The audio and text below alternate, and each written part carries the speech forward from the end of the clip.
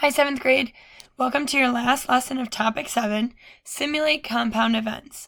By the end of the lesson, I want you to be able to say, I can simulate a compound event to approximate its probability. Let's solve and discuss it.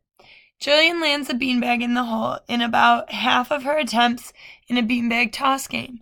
How can she predict the number of times she will get the beanbag in the hole in her next 5 attempts using a coin toss? Well, she gets it in half the amount of time. If you flip a coin, you get either heads up or tails up half the amount of time. So she could flip the coin 5 times to simulate what would happen if she throws the beanbag. If she lands on heads, that means she makes it. If she lands on tails, that means she doesn't make it. That would be a way to simulate the event with the same probability without actually throwing the beanbags. Focus on math practices. When might it be useful to model a scenario with a coin or another tool? It would be useful when you can't actually do or try the event.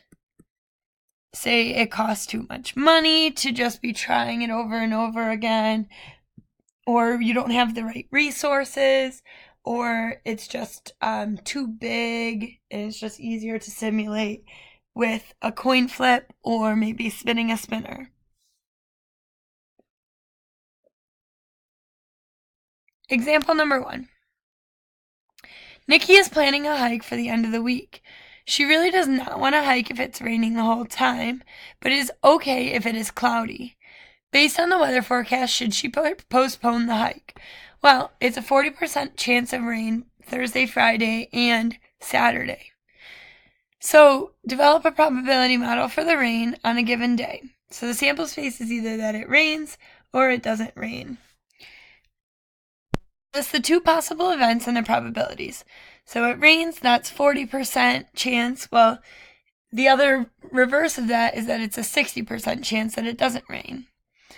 Design a simulation using a spinner. A simulation is a model of a real-world situation that can be used to find probabilities. The spinner has outcomes and probabilities.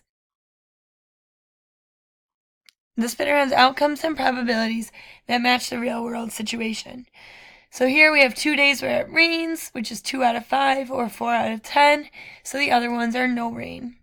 Then you run the simulation. So spin the spinner 3 times, once for each day, and record the results. So this is what could actually happen. The first time you get rain, no rain, no rain.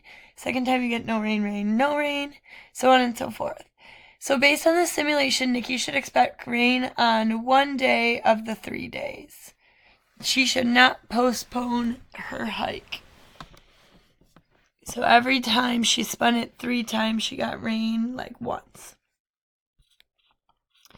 Try it. There's a 50% chance that a volleyball team will win any one of its 4 remaining games this year. A spinner with 2 equal-sized sections labeled 1 is a win, 2 is a loss, is used to simulate the probability that the team will win exactly 2 of its last 4 games. The results of the simulation are shown below. So out of 10 trials, there are how many favorable outcomes? Well, we're looking for them to win exactly 2 games. So we're looking for exactly 2 ones. That happens here. Not the next one, because that has 3 ones. Here, this one has 2 ones. This one does not. This one does not. This one does. This one does not. This one does not. This one does not. So out of 10 trials, there are 4 favorable outcomes. Based on this simulation, the probability that the team will win exactly 2 of its last 4 games is 4 out of 10, which translates to 40%. Does the probability that the team will win 2 games change when exactly is replaced with at least? Explain. Well, if they win at least 2 games, that means they could win more. So 2 or more games happens here, here, here, here, not here, not this one, this one, this one, this one. So then it's 1, 2, 3, 4, 5, 6, 7, 7 out of 10. So yes, the probability changes. It increases because you're being less specific about what it means to be a favorable outcome.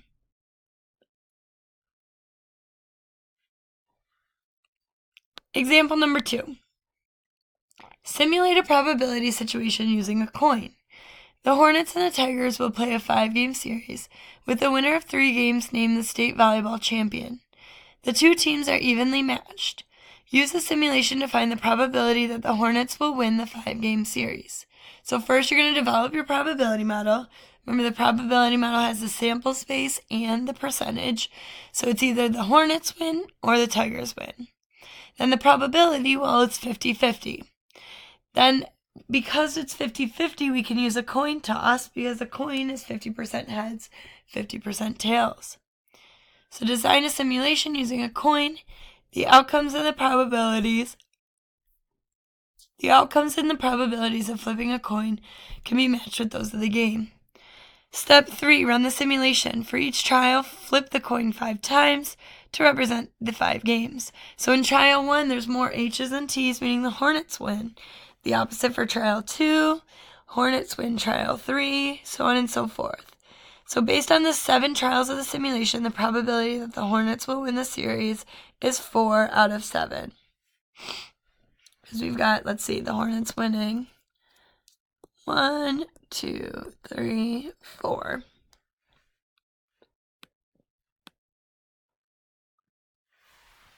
Example 3. Simulate a probability situation with a random number generator. An energy bar company is printing equal quantities of 6 different collectible cards. The company will randomly package 1 card inside the wrapper of each energy bar. What is the probability that all 6 collectible cards will be packaged in a box of 10 energy bars? So you're using random number generator to simulate the situation. The numbers 1 through 6 represent each of the trading cards. Each trial has 10 numbers to represent the 10 bars. The only time you get a full set of cards is in trial 3. So 1 out of 8 trials results in a full set of cards.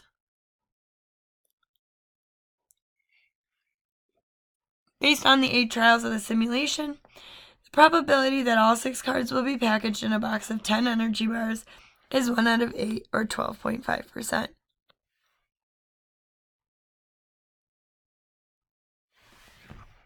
In a tennis tournament, 25% of Sarah's serves were aces. Design a simulation to predict how many aces you expect Sarah to serve out of 50 serves. Well, 25% is 1 out of 4. So you could have a spinner with 4 equal sections. And they could be labeled with colors. So you could have pink, orange, black, and green. And say if it lands on pink, that means she gets an ace. So we're going to spin the spinner 50 times. So spin 50 times and record how many times it lands on pink.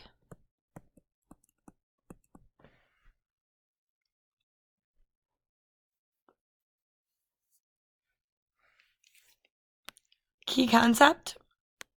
A simulation is a model of a real-world situation that can be used to predict results or outcomes when the actual event is difficult to perform or record.